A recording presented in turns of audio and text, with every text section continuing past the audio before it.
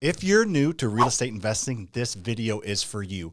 I'm going to talk about 16 common phrases that people talk about in this space and explain what they are so you can get a better understanding of real estate investing. And as you're talking to people about it, you'll know what they're talking about.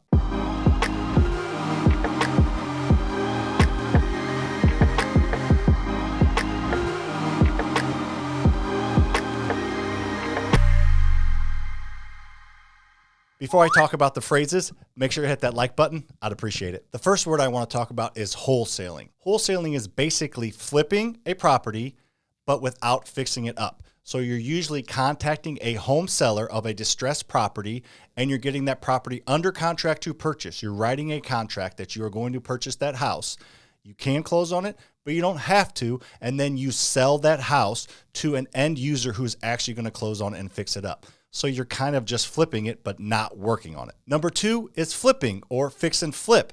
It's when you purchase a property, you rehab it, fix it up, and then sell it on the open market. This is usually what people think of when they think of real estate investing because of the shows you see on HGTV and things like that. Buying a house, fixing it up, and selling it. Number three is rentals or buy and holds. This is when you own the property long-term and have a tenant in place that pays you rent every single month. Those three ways are the main ways that people invest in real estate. There's a ton of different strategies that go into wholesaling, fixing and flipping, and renting. I don't want to go into detail in those. Just know this channel is chock full of a ton of videos that talk about all three of those things and how to do them without using any of your own money. So make sure you subscribe to this channel if you're not. The fourth phrase that people use a lot is the BRRRR method or the BRRRS method. It stands for buy, rehab, rent, refinance, and repeat, or buy, rehab, rent, refinance, and scale. The faster freedom way is with the S.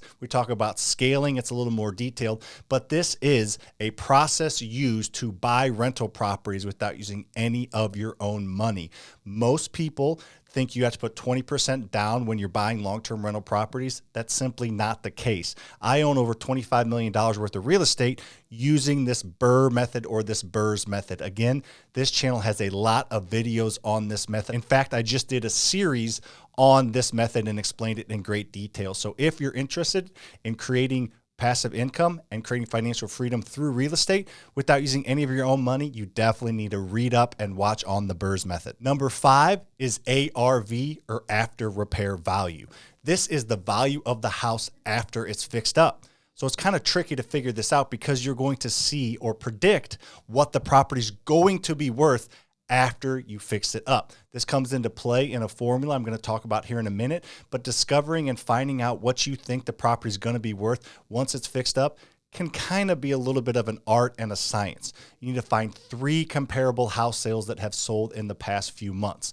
So if you're looking at fixing up a 3-bed, 2-bath, 1,500 square foot ranch, you need to find at least three 3-bed, 2-bath, 1,500 square foot ranches that have sold recently on the open market that are in the same condition your house is going to be in. So if you're going to fix up your house nice, find 3 houses that are the same specs as your house that have recently sold, and that gives you a pretty good idea of what your house is going to be after it's fixed up. The next is MAO or Max Allowable Offer Formula.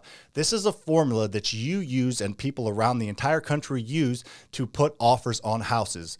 If you come across a discounted house that you know needs work, how much are you going to pay for it? Well, this formula is what you use. The formula is ARV, which we just talked about, times 75% minus your repairs.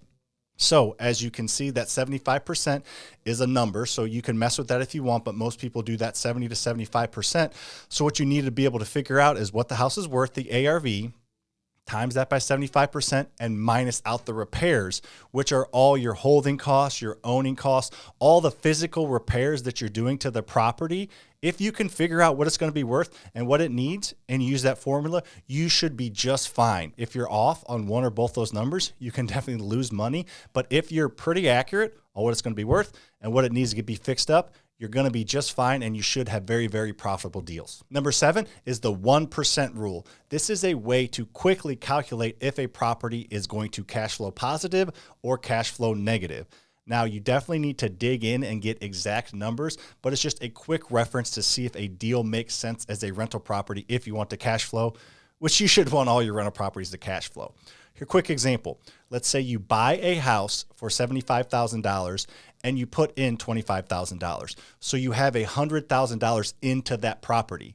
That property needs to rent for at least 1% of that $100,000 or at least $1,000. If the rent on that property is $1,000 or more, it probably should cash flow. So dig into the taxes, the insurance, the maintenance, all the things that go into seeing if a property is going to cash flow. You need to dig in more, but just looking at that simply, you should see it's probably going to cash flow. If that property rents for $800, it's probably not going to cash flow. So you probably don't need to waste your time digging in more. But if you, at a quick glance, see that it meets the 1% rule, dig in further, and it might be a good rental for you.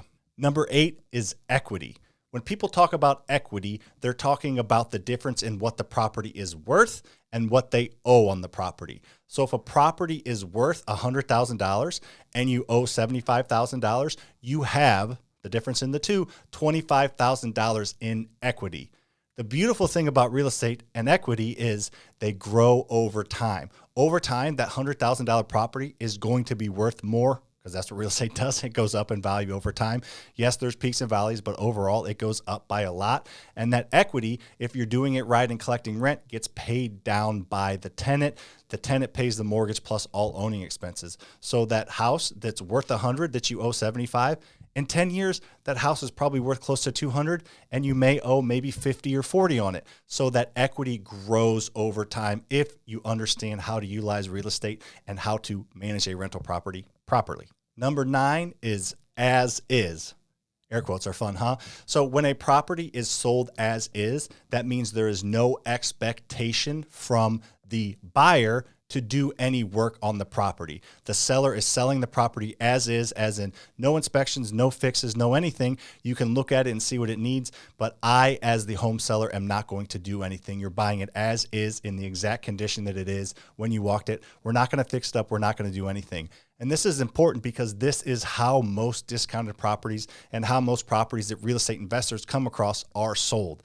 A lot of houses that you see on the retail market that real estate agents put out there and sell, those aren't necessarily as is because there'll be an inspection and it'll be underwritten by the bank and there may need to be repairs done in order for the actual buyer to move in. But when it's as is, this is the house, take it or leave it. Number 10 is cash flow. We talked a little bit earlier about rental properties, but you want to make sure that your property cash flows positively. There's a quick little formula you can use to see if a property is going to cash flow even before you buy it. So you take the rent, which is what the property is going to rent is going to get from the tenant every single month. You can get that by going on Zillow or Rentometer or a few different sites, seeing what the property is going to rent for, and then you minus out your 6 main owning expenses. Let me explain the formula quickly. You take the rent minus your mortgage, minus your real estate taxes you have to pay at the end of the year because you own real estate. So at the end of the year, you have to pay taxes on that real estate, minus your insurance. You need to be paying monthly insurance on your property, minus your vacancy. You need to put a little bit aside every single month because your property is not always going to be occupied. It could be rented for 2 years straight, but then the tenant moves out, you clean it up and relist it. So there's going to be a couple months where you're not collecting rent. So you need to account for that. The next one is property management.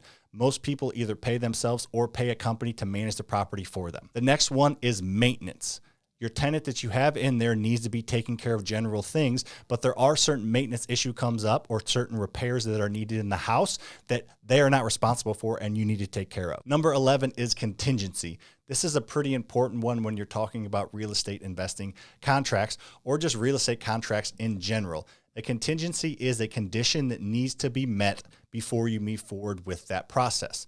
A couple examples. You can have a financing contingency on your investment, and that's what a lot of just traditional deals are contingent upon. The bank saying, yes, we will finance this property, whether it's an investment property or just your normal traditional real estate property. The last box that needs to be checked is the bank needs to say, yes, I will give a mortgage to the buyer on this property. So that's a contingency. If the bank says no, and you have that financial contingency in the contract, you can back out saying, hey, I'm not going to perform. I'm not going to close on this property because the bank said they were not going to do the loan and the contract was contingent upon the bank approving that loan.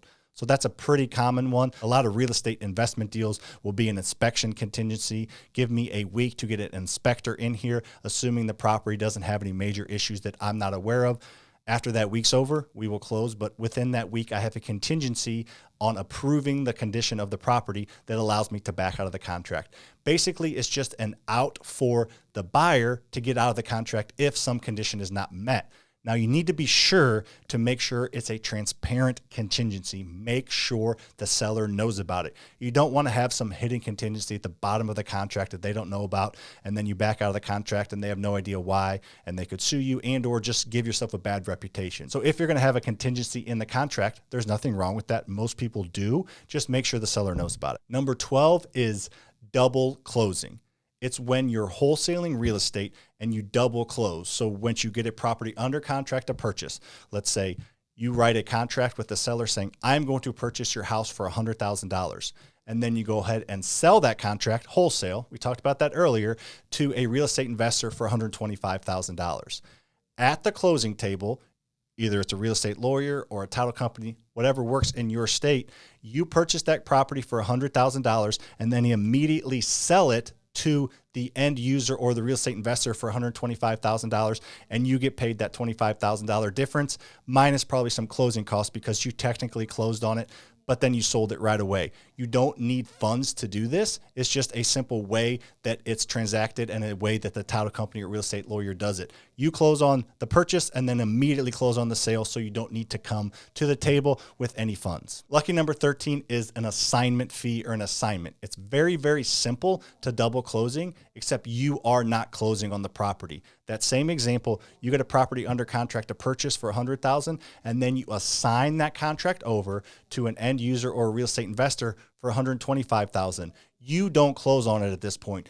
When the person that's buying the property closes for $125,000, the title company writes a check or wires money for $100,000 to the seller, and then you get $25,000. So there's no fees that come out of it. A reason some people like to double close is the seller can't see how much money you're making because you close and then sell it. A reason why people usually will do double close instead of assigning is the buyer and the seller can't necessarily see how much money you're making. So if you're going to make a huge spread or you don't want it known how much you're making, most people will double close, even though you're going to have some closing costs that comes out of that. But if you don't mind and just are marking it up and you're okay with everybody knowing how much you make, which is how we are, because we're happy with paying the seller what they want, and then whoever's buying it from us, we don't care if they're seeing how much we make. They bought it at their number and they sold it at their number. So we're completely transparent.